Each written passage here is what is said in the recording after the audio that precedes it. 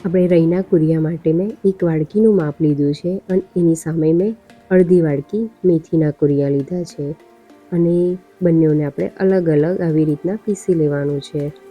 આપણે આખું પાવડર નથી બનાવવાનો પણ અધકચરો, અને પછી આપણે આવી રીતના થાળીમાં એને કાઢી લેવાનું છે.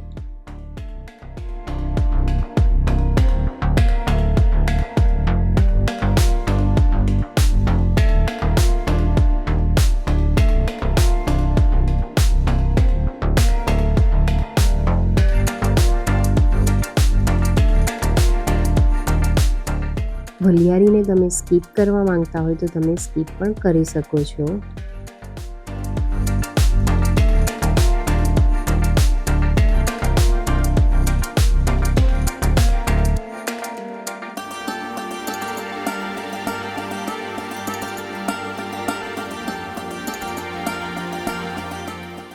હવે અહીંયા આપણે તેલને બરાબર ગરમ કરવાનું છે અને ગરમ કર્યા પછી એને ઠંડુ કરવાનું અને પછી આપણે એનો ઉપયોગ કરવાનો છે આવી રીતે.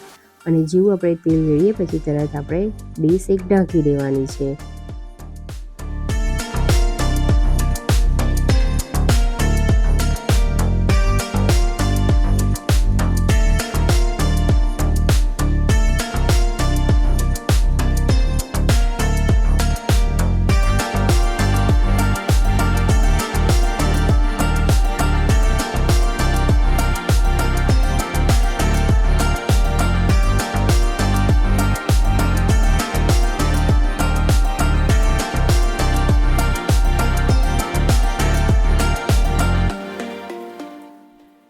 હવે આપણે જેટલા સ્વાદ પ્રમાણે મીઠું જોઈતું હોય એટલું મીઠું લઈને આપણે મીઠાને શેકી લેવાનું છે, એટલે કે એની જે બી હવાટ હોય તે નીકળી જાય.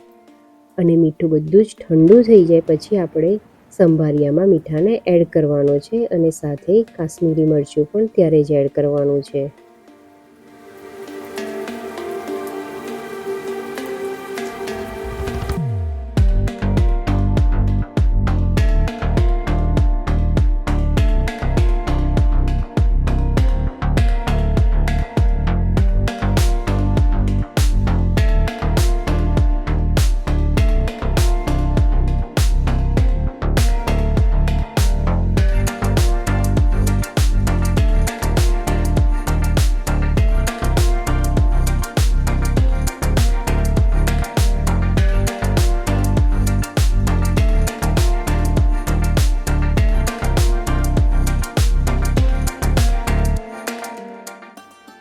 તો આપણો આ સંભારિયો મસાલો રેડી થઈ ગયો છે. હવે આ મસાલાથી આપણે કોઈ પણ કેરીના અથાણા પણ બનાવી શકીએ છીએ અને દાળ શાકમાં પણ ઉપયોગ કરી શકીએ છીએ.